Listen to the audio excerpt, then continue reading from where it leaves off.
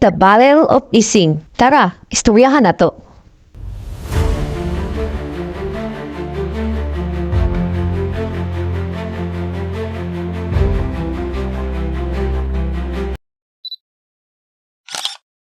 Dagan sa tuwang wala pa kabalo sa nagtabong gera sa Carmen, Davao del Norte na nagsugod atong December 8, 1941 hangtod May 1945. Ang pag-atake sa mga Hapon na dagkong gubo sa Davao del Norte.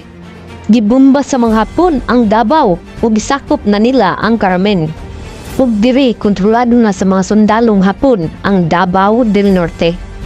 Daghang mga sibilyan ang nangamatay ug gawas nini mga bata. Diri na naghimog tikang ang gobernador sa Davao City nga si Gobernador Pantaleon Pelayo.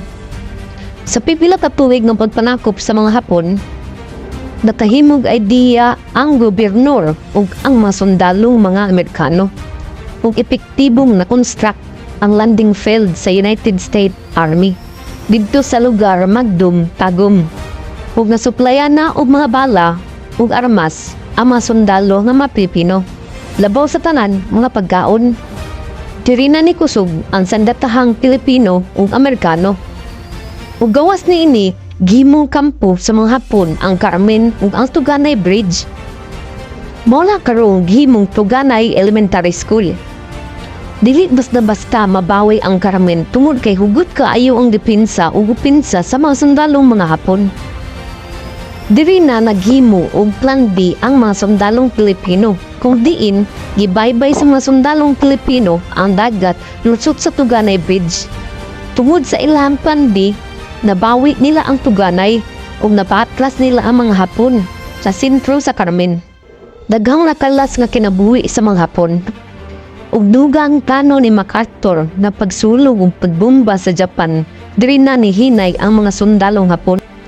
Pag-abot sa pipila ka mga adlaw, padayon nang nisurrender ang mga Hapon.